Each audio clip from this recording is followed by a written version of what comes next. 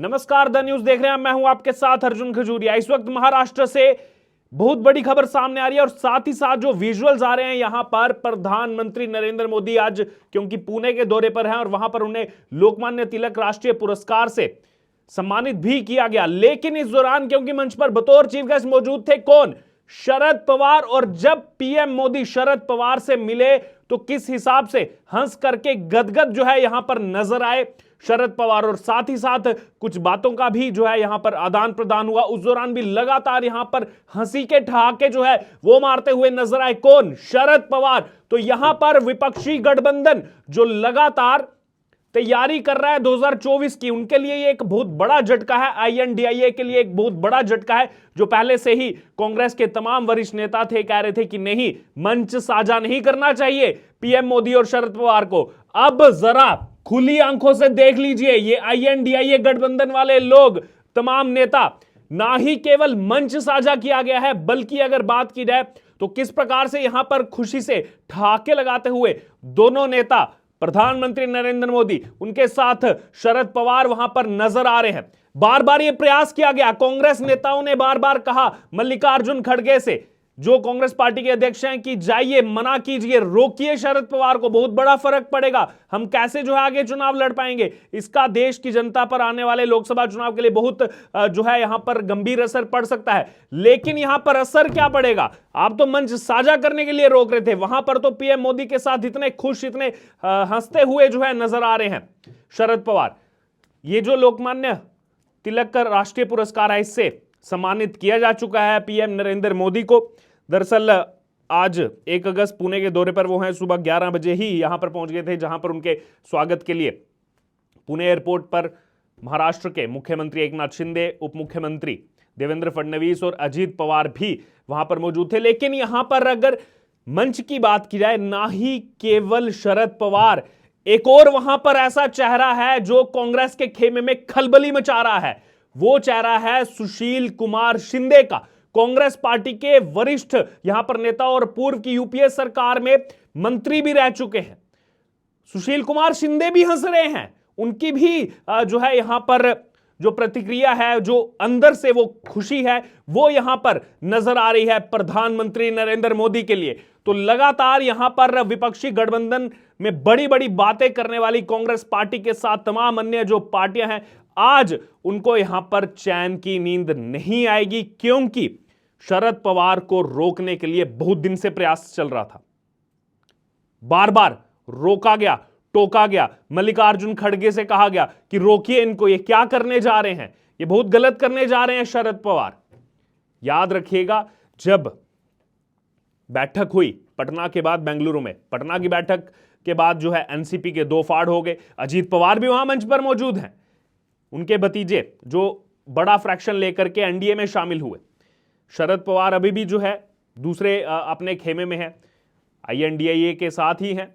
लेकिन इस बीच यहां पर समझने वाली थ्योरी यह है कि जब बेंगलुरु में 2 दिवसीय बैठक थी आईएनडीआईए की, तो उस 2 दिवसीय बैठक में पहले दिन जब शरद पवार शामिल होने नहीं पहुंचे, तमाम जो है यहां पर सवाल किए गए, तो उस समय एक कांग्रेस के नेता चिल्ला चिल्ला कर बोल रहे थे, अरे तो क्या हो गया, वो तो दूसरे दिन आ ही रहे हैं, दूसरे दिन 18 जुलाई को बैठक में शामिल होंगे ही। लेकिन अब यहां पर पीएम मोदी के साथ मंच भी साझा किया है, हंसी भी वो नजर आ रही है, खुश भी नजर आ रहे हैं शरद पवार। और साथ ही साथ क्योंकि ज्यादा इफेक्ट इसका इसलिए पड़ेगा, सुशील कुमार शिंदे भी वहां मौजूद हैं, क्योंकि अब जो तीसरी बैठक प्रस्तावित है 25-26 अगस्त को आईएनडीआईए की, वो मुंबई में होगी, महाराष्ट्र में होगी। और इसको होस्ट करने के लिए जो तमाम तैयारियां हैं, जो बड़े नेता वहां पर इसको होस्ट करेंगे, उसमें उद्धव बाला साहब ठाकरे के साथ शरद पवार हैं। और शरद पवार तो यहां पर पीएम मोदी के साथ मंच साझा करते हुए नजर आ रहे हैं। लोकमान्य तिलक राष्ट्रीय पुरस्कार के लिए बतौर चीफ गेस्ट मौजूद हुए हैं वहां पर, वो बतौर मुख्य अतिथि के नाते इस कार्यक्रम में वो शामिल हुए हैं। तो अब क्या प्रतिक्रिया इस पर कुछ आएगी आईएनडीआईए की? क्या तमाम नेता कुछ बोलेंगे इस पर? क्योंकि ये बहुत दिन से चर्चाओं में है ये खबर, बार बार इसके बारे में आपको हमने बताया भी है, और आखिरी समय तक भी ये प्रयास किया गया गठबंधन के नेताओं की तरफ से कि रोका जाए शरद पवार को, लेकिन नहीं रोक पाए। दरअसल अगर यहां पर बात की जाए, जो ये मंच साझा किया जा रहा है शरद पवार की तरफ से प्रधानमंत्री नरेंद्र मोदी के साथ, इसके पीछे भी बहुत बड़ी थ्योरी है। थ्योरी दरअसल ये है कि शरद पवार आज भले ही कांग्रेस और शिवसेना के उद्धव गुट के नेता जो है वो इस बात की बार बार आलोचना कर रहे हैं कि पीएम मोदी के साथ मंच क्यों साझा कर रहे हैं शरद पवार, लेकिन इसके पीछे जो इनकी सियासी चाल है शरद पवार की, जो यहां पर राजनीतिक गलियारों से निकल करके सामने आ रही है, इसके पीछे सबसे बड़ा कारण देखिए ये बताया जा रहा है कि जब पीएम मोदी सम्मानित होंगे वहां पर मंच पर साथ में, और देखा सम्मानित हुए जब खुशी से ठहाके लगा रहे थे, तो एक तीर से कई निशाने दरअसल यहां पर साध रहे थे कौन? शरद पवार। आम जनमानस को वो ये संदेश देने का प्रयास कर रहे हैं शरद पवार कि उनका दिल बहुत बड़ा है। विपक्षी गठबंधन में होने के बावजूद प्रधानमंत्री नरेंद्र मोदी को जो है वो मिल रहे हैं, वहां पर बतौर चीफ गेस्ट आ रहे हैं, जहां पर पीएम मोदी को सम्मानित किया जा रहा है इतने बड़े पुरस्कार से। बहुत वो उदार हैं, ये एग्जाम्पल सेट करने का प्रयास जो है वो शरद पवार की तरफ से किया जा रहा है। और दूसरा कि वो पीएम मोदी के वृक्ष जो है महाराष्ट्र की सियासत के बरगद हैं, और वो इतने बड़े नेता हैं कि प्रधानमंत्री नरेंद्र मोदी, जिनकी विश्व में इस समय सबसे ज्यादा लोकप्रियता है, सबसे ज्यादा चर्चा में है पीएम मोदी, वो भी उनके हाथों जो है वहां पर मिल करके उसी मंच पर बतौर चीफ गेस्ट जहां पर पीएम मोदी सम्मानित हो रहे हैं वहां पर गदगद हैं। दूसरी तरफ अगर बात की जाए यहां पर प्रधानमंत्री नरेंद्र मोदी की, तो मैसेज इनकी तरफ से भी दिया जा रहा है। महाराष्ट्र में बीजेपी की बढ़ती पैठ को जगजाहिर करने और इस मौके का पूरा जो है यहां पर सियासी फायदा भी उठाया जाएगा बीजेपी की तरफ से, क्योंकि अब उन नेताओं में पीएम मोदी ये शुमार हो जाएंगे। इंदिरा गांधी और अटल बिहारी वाजपेयी की तरह जो है उन्हें भी इस सम्मान के काबिल समझा गया है। उसके बाद अगर बात की जाए, राज्य में अपना जनाधार बढ़ाने का प्रयास जो है वो किया जाएगा, उन कोशिशों को नई धार जो है वो यहां पर दी जाएगी। बीजेपी और बीजेपी के साथ जो उनके भतीजे गए शरद पवार के, अजीत पवार, उनके साथ ही शरद पवार जो है महाविकास अघाड़ी के सहयोगी दलों को भी जो है वो ये संदेश देने का प्रयास कर रहे हैं कि उनके लिए सभी दरवाजे खुले हैं।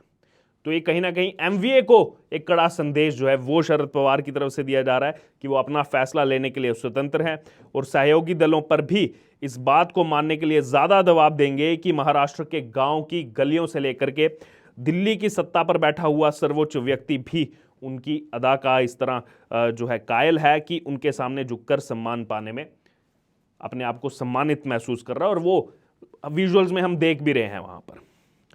आपको बता दें कि 2019 के विधानसभा चुनाव में भी ऐसा ही कुछ देखने को मिला था, जब शरद पवार ने सतारा में बारिश में भीगते हुए चुनावी रैली को संबोधित किया था। उस समय भी जनमानस पर बहुत ही सकारात्मक प्रभाव उसका पड़ा था। लेकिन पीएम मोदी के साथ मंच साझा करने पर विपक्षी गठबंधन INDIA के नेता जो है वो कहीं ना कहीं उनको ये चीज रास नहीं आ रही है।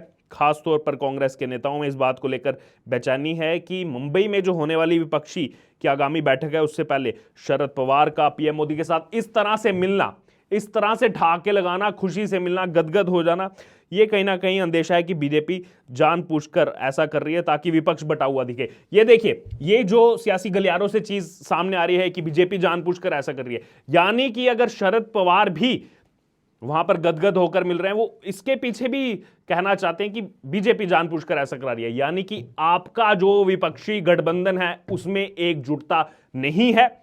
आपके इन बयानों से ही वो एकजुटता जो है वो तार तार होती नजर आ रही है। बहरहाल, अब इन तस्वीरों को लेकर आपकी क्या राय है? शरद पवार जो अभी दिख रहे हैं, पटना की बैठक में एक हिसाब से अध्यक्षता वही कर रहे थे, क्योंकि सबसे सीनियर मोस्ट लीडर वहां पर उन्हीं को माना जा रहा था।